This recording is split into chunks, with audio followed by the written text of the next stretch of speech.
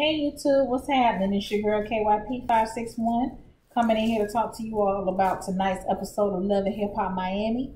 We are in season 3, and I believe this may be episode 9, if I'm not mistaken. Of course, the correct episode number will be in the description box. I'm coming in here tonight as I am preparing my salads for tomorrow.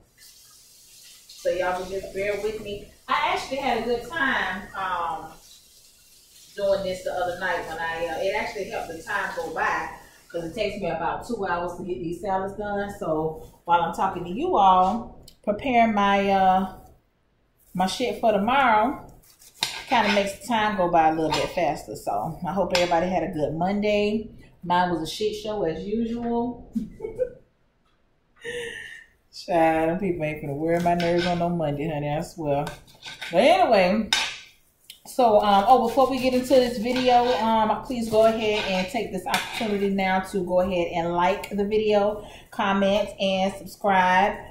For anyone that's new to my channel, I do want to welcome you all to the family.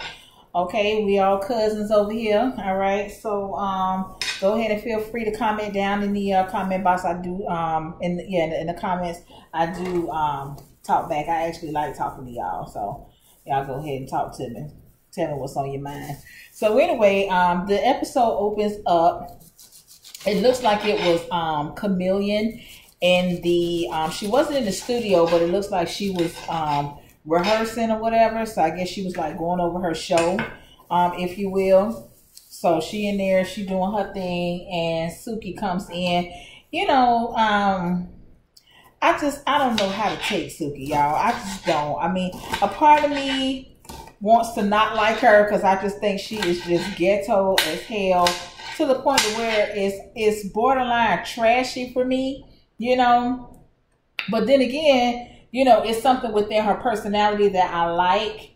But I just wish that she would, you know, just grow up a little bit. You know what I'm saying? Because I know she ain't no young bitch. Okay. I don't know.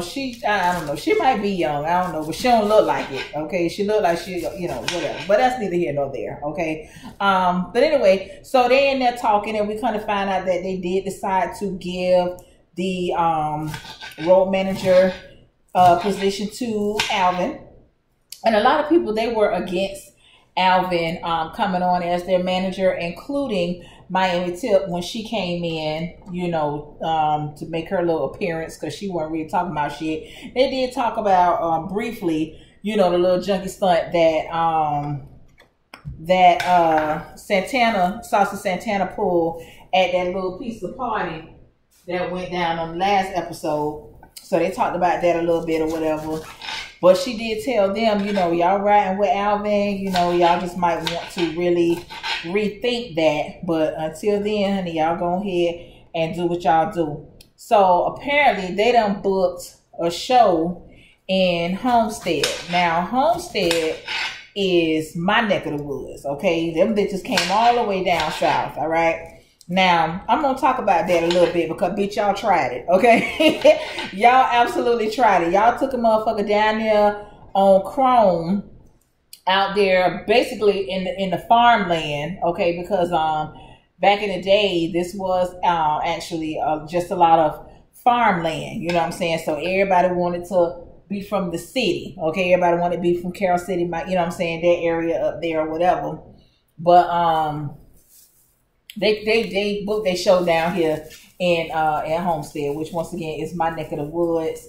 They took their asses down there on Chrome Avenue, had them in one of them damn hooker hotels, because that's absolutely what that was. That was one of them little pay by the hour type of hotels. I said, now bitch, y'all tried it. Y'all ain't finna have us like we in the motherfucking backwoods around this bitch, because it is niggas down here, okay? It is niggas down here, okay? You know. But anyway, so that was that. They did say that they were going to use Bobby as their hype man, and Alvin said, you know, they kind of squashed their beef. Trina's mom's death kind of brought them, to a common ground or whatever, and they both decided that the shit that they was beefing about was stupid, and they just gonna go ahead and put that behind them and do their best to move forward. So he don't have no problem with Bobby, coming along as the hype man or whatever. So I was like, all right, we're gonna see what happens with that. So he got the job, so now he back feeling himself, child. Let me see who is up next. Okay, so Amara meets up with Prima Donna. So they having them a little cute little lunch or whatever. Y'all, I don't know what it is, but Prima Donna's wigs bother me with them dark skinned ass parts. Like, you know what I'm saying? Like, I don't know what it is, but I can't get down with them parts. I'm gonna need her to get that shit together. And it bothers me with every wig that she have on, because I was like, why is her part so dark? But anyway, child, that's neither here nor there. That's just an observation. So anyway, in the midst of her and Amara having a little conversation, Annie shows up. So when Annie shows up and Prima Donna introduces Annie as MJ's ex, Amara, she instantly went into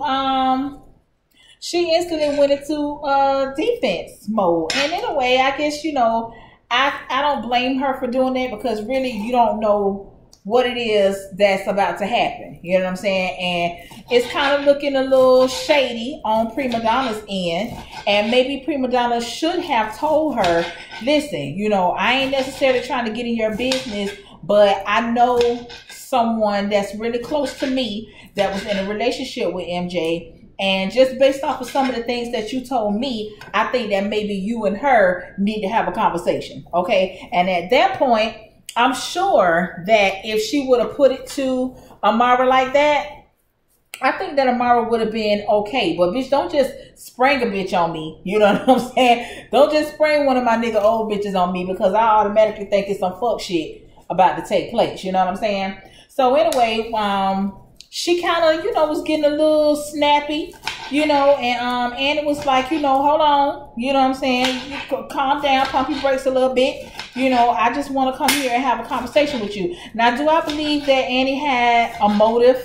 Because really, I wouldn't give a fuck what my ex doing. I don't give a fuck who he taking advantage of, bitch. Better that bitch than me. You know what I'm saying? I had to learn my lesson, so the next bitch got to learn their lesson too. That's just the type of bitch I am. I ain't in the business of putting nobody up on game. You know what I'm saying? I don't give a fuck. Long as that nigga ain't fucking with me no more, I don't give a damn who he fucking with. You know what I'm saying? So I do believe that Annie, she still feeling some type of way about, how that nigga left her high and dry. And which, what I'm saying, I ain't too much mad with her about that. But she says that she has good intentions, and she basically don't want another woman to be taken advantage of, blah, blah, bullshit. Okay. But in the midst of her talking to Amara, a lot of them bullets was touching and agreeing with Amara's spirit, okay? Because she basically read her whole damn life, okay? And she was telling her, like, it's all good when it's all good, but when the shit get all bad, it get all bad. And that nigga ain't finna try and do a damn thing to, lighten the load. You know what I'm saying? Basically, he don't want to work. He sat around here talking about he's trying to make it as a rapper. Bitch, look here. If you'd have been trying to make it as a rapper, when you got rappers that wasn't even motherfucking born yet, that done hop into the game and then, made a success or whatever, regardless of if it's a hit or one hit wonder or what. But you got motherfuckers that wasn't even thinking about being no damn rapper that then came out, been successful, you know what I'm saying, made their mark in the industry, whatever. So if your old ass still around this motherfucker talking about you a struggling rapper and you just waiting on your break, bitch, you need to get you a job. It's time for you to change careers, especially if you around this motherfucker talking about you want kids and all this. How the fuck you want kids with a bitch and you ain't even got no goddamn job? Like, you know what I'm saying? And not even a job, bitch. You ain't got no steady income. You right here talking about sometimes, you up and your money straight, and then sometimes you deny, bitch. I can't be dealing with no nigga like that. Now, especially while you around this motherfucker talking about you want no damn kids. Hell no. But anyway, so she came home, child, after the little conversation. Amara came home, honey, looking like she done been I don't know what the fuck, bitch. She looked drunk. That wig looked drunk. That dress looked drunk, bitch. She just looked like she was over it, okay? So she calls MJ downstairs because, of course, that nigga just at the house chilling because bitch ain't working, you know what I'm saying? So he at the motherfucking house chilling. So she calls him downstairs, you know, and he don't really know what's going on because she done caught the man off guard, which to me, that's the best time to catch a nigga off guard because you ain't got time to prepare no bullshit, you know? So she calls him downstairs or whatever, and she was like, you know, she's pissed off with him and she's angry and embarrassed with herself, you know, because you done had this woman coming in here sitting across from me telling me, you know, basically all the shit that I'm living right now, you know. So he ain't want to speak too soon, you know, because he had to first figure out who the fuck she was talking about. And then she said, you know, Annie or whatever. And he was like, you know, you just gonna let somebody come in and, you know, and tell you about me and blah, blah, blah. And once again, it ain't that she let somebody come in and tell her about you. She read her whole goddamn life. You know what I'm saying? She basically told her, you know, because y'all live in the same life. She described your ass to a T. Said that you're a manipulator. You basically, you know, ease your way in, being all nice and, you know, debonair and holding doors and, you know, popping the bottles and you want to take charge and doing this and doing that. But that's your MO. You know what I'm saying? So Amara recognized it, you know what I'm saying? Which I'm sure that's a hard thing to do. But maybe that shit was all over her face, honey. Because the more that girl was talking, the more Amara started kicking them goddamn them drinks back. So that you couldn't even deny it. Even if your mouth would have said no. But your whole body language was saying, you got me. You know what I'm saying? You got me. I ain't got nothing for you on that. You know what I'm saying? So anyway, she basically told that bitch, you know, you kick rocks, you catch some haul ass, basically, you know. So, you know, he goes off, and next thing you know, child, I don't know if he had done hit some shit or kicked some shit or whatever, but baby, that goddamn Amara turned into a whole nother bitch. Don't be fucking up shit in my motherfucking house. And I said, bitch, I know that's right. Okay? So you pack up your little pulley, okay, and get your little shit and catch you some haul ass, bitch. But don't get fucked up by up in here fucking up my shit, okay? Child, mama came out the back with her motherfucking rollers in her head, bitch. She ready to get in some shit. She didn't know what was going on. But bitch, she know some shit didn't sound right. And she was ready to get her shit going. You know, I said, all right, mama, I know that's right. Child, you know mama don't give a damn, honey, when she come out with them big ass rollers. When she come out with them big ass rollers, honey, and like, bitch, okay, now what's happening here? So, you know, mama went upstairs. And he up there trying to plead his case, honey. He trying to, you know, I guess form some tears or whatever, honey. I ain't seen no tears, but whatever, child. Everybody, maybe it was his inner cry, child. I don't know, okay? But anyway, so he said, you know, he loves her and, you know, he do his best. And, you know, and when a nigga say, oh, so I ain't never paid for nothing around here, bitch, that means you must only pay one or twice, okay? Because if a motherfucker, if that's your role, and if you constantly, you know, contributing and helping and doing whatever, you're not gonna say, oh, so I don't never pay nothing around here, bitch. That tells me that your ass and only, you know, you got the tax money. You know what I'm saying? You got the money for the tax, okay? You really ain't paying shit. You just got the money for the tax, okay? But anyway, so he get his little pulley. And while he's exiting, honey, he doing his little speech, you know, I love you and I'll never stop fighting for you. And I was like, bitch, just get out. You know what I'm saying? Just get the fuck out, you know. And so that was that for them. But yeah, child, mama ain't give a damn, honey. She went with it. Then we roll over here to Trina and Joy. Trina is over here contemplating on what she want to do. If she want to put out new music or she want to do whatever. Trina, listen, ma'am. Just give the music up, you know, just be a consultant or some shit. Like, I don't know, because I really, really, really would like to see who at this time in 2020 is checking for new Trina music. Okay, I don't know. Okay, I don't know now. Okay, but I mean, you might have some fans that's still out there, but girl, people done moved on, child. People done moved on. And now you are considered to be, I ain't gonna necessarily call you no legend, you know, but you know, you made your mark in the industry, you know what I'm saying? You kind of, you know, open up the doors for like the city girls and, you know, little shit like that, you know, the Sukianas and the hood brats, you know what I'm saying? They pretty much modeled themselves after you. So, you know, you're appreciated in the industry, but bitch, you ain't made no mark like you trying to act like you did. You might have made a mark in Dade County, you know what I'm saying? But like I said, bitch, your reach wasn't across the United States, okay? But anyway, so she trying to decide what she want to do and, you know, whatever. And apparently it's her mom's birthday coming up. So Joy makes the suggestion that they go back to their roots and go to the Bahamas, you know, to see their family in the Bahamas. So Trina says that her mom was raised in the Bahamas. And, you know, so they want to try and make a little fun trip out of it. At first, Trina wasn't really with it because, you know, she's still grieving. You know what I'm saying? She's still grieving, and that's understandable, you know. But Joy kind of talks her into it. And, you know, they even said that they are willing to bring Bobby with them, you know, for comedic relief. You know, and she was like, yeah, he probably gonna get on my nerves, but I know he gonna make me laugh at the same time, so that'll do me good to have him there. So then she suggests that Joy brings Trick, and Joy was like, bitch, what?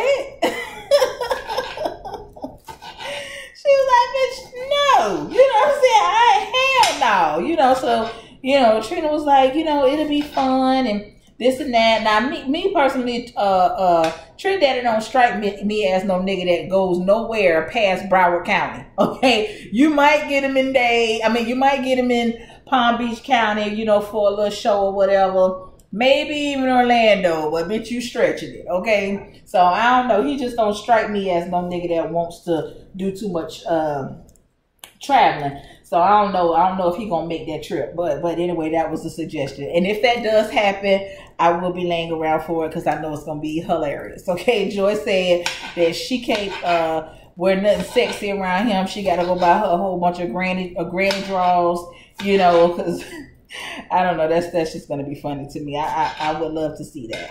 So I will definitely lay around for that. So let me see what else was going on aside from that. Hold on, y'all. Give me 1 minute.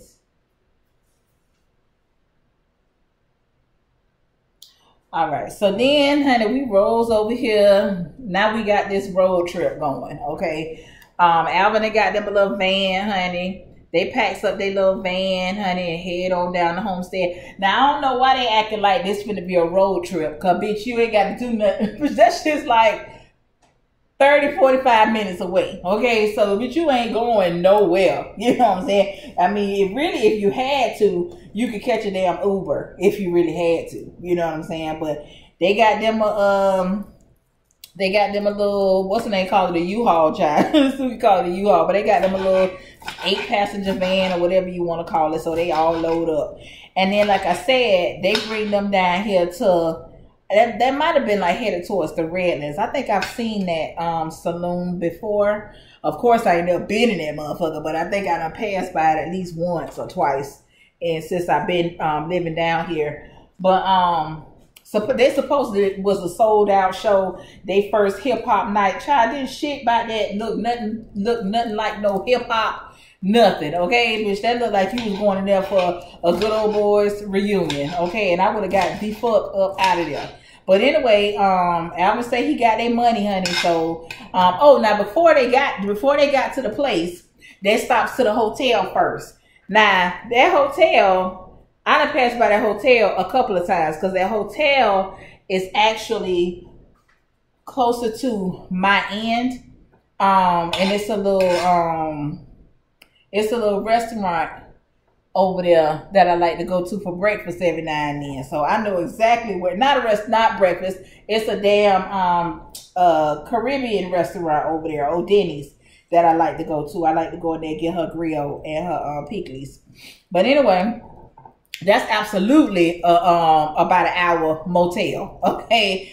So I don't know why they tried it. Cause bitch, 2 hotels up, it's a goddamn Hilton and it's a goddamn Marriott is around the damn corner. So I was like, nah, bitch, loving hip hop, y'all hoes tried it. Okay, don't do me like that. Okay, don't do me like that. Okay, but anyway, child. So Suki and Chameleon, they was like, fuck that shit. We're not fucking standing here, child. They done pulled the covers back. I don't know if that was a roach or a bed bug or whatever the fuck it was, but honey, they got this shit. They got the fuck up out of there. And they called them a little Uber or whatever, and they called haul ass. So Hood Brat, she stayed behind. Now I don't know how far they're gonna take the scenes as far as like, you know, what they're trying to do with this tour, or how this tour is gonna end or whatever. But I can absolutely see Hood Brat branching off from Suki and Chameleon. I can totally see her branching off, because she seems to be taking her career a little more seriously. You know what I'm saying? Even though I think that whole scene was some bullshit, but you can just tell how, you know, when it's mainly Suki. That goddamn Suki is the ringleader, and Chameleon's not necessarily a follower, but for some reason she falls suit. She falls in line when Suki be on that fuck shit, which is quite often. Okay, so anyway, but Hood Brat, she's kind of, you know, bitch, I don't give a fuck where I gotta perform at. These bitches don't pay me, so I'm here. I done took, you know, time off, you know, from whatever she got going on or whatever, and bitch, we might as well just go ahead and ride the shit out. Child, so they goes up, honey. It's time for them to get to performing. Just when I think Hood Brat got some motherfucking sense out the crew, she get her ass up there in this club full of goddamn white folks and say, how many y'all want y'all niggas to fly y'all out or some shit she said. I said, girl, you couldn't change that shit up. You couldn't change the word into that shit up, child. The people in there ain't know what the fuck to think. Now, ain't like they don't say the word nigga often, okay, in the privacy of their own home. But bitch, they wasn't ready for that just then, okay? But so she say she do her little song or whatever. I don't too much remember too much about it. I don't know. And then Chameleon, she got up there and she did her little yang yang. And at first Suki was like, bitch, y'all got me fucked up. I'm not performing in this shit. But, you know, like they said, bitch, you done got paid. You here. You may as well, you know. So she ended up getting up there and doing her song, which, you know, by the time they got to her song, it seemed like the people were really enjoying themselves, and they really seemed to be letting loose by the time, you know, she got up to do her song or whatever. So, you know, it looks like they made the best out of it or whatever, honey, for what it was staged for. And at the end, you know, they all told Alvin ass that he was fired. But yeah, for the most part, child, that was a whole shit show. Oh, and I forgot to mention when MJ went to go talk to Shay, because I guess he had nowhere to go, so he must have went round the Shay house. So he was telling her basically what happened, and I was saying to myself, now Shay already ain't got no motherfucking business, so I guess she finna find a way to insert herself into this shit. So, you know, she was like, you know, ain't finna let no bitch tell me nothing about my nigga, which I get that, you know what I'm saying? I get that, because ain't no bitch finna tell me nothing about mine neither. But when you start reading me my motherfucking life, the only thing is Damar ain't got no game face. You know what I'm saying? She wear her emotions on her face, and that's how you know when you got her ass shook. And that girl clearly had her shook, but it seemed like she was shook with the truth. You know, so, I mean, I really don't know. I don't know if Amara jumped the gun on breaking up with MJ. You know, I don't like MJ. You know, I don't like that motherfucker at all. I believe everything that they say about him is true. But, you know, I don't know. I just kind of felt some type of way about how this went down. You know what I'm saying? I didn't like how Prima Donna basically ambushed Amara, because that's what it was. It was an ambush, because if it wasn't no shade in it, she could have easily, you know, told her, listen, you know, we gonna meet up or whatever, but you know, I want you to holler at MJX or whatever, because, you know, she might, you know, got some information for you. I feel like y'all need to talk, but for you to just spring her on her like that, you know, I just thought that was, you know, I thought that was shady or whatever. I ain't too much care for that. But yeah, so Shay was like, you know, ever since you've been with Amara, you know, I've been riding for her. I've been supporting her and blah, blah, blah. And, you know, I just don't like the fact how she let somebody come in and blah, blah, blah. You know what I'm saying? And, you know, you should fight for what you believe in, fight for your love, blah, blah, blah. But at the same time, she should be fighting for you too. I mean, I don't fucking know, child. I don't know. Like I said, I believe what the fuck they said about MJ because he's clearly an opportunist. I could tell by how he doing the most. He was doing the most, you know. But yeah, so I guess I'm gonna just have to lay around to see how that shit plays out. So that was it, y'all. That was pretty much it. I don't think I missed nothing. Did we see Trick? I don't think we saw Trick. I talked about Trina. Yeah, that might be it, y'all. All right. So once again, please like, comment, and subscribe to the channel. And until next time, y'all. Peace out.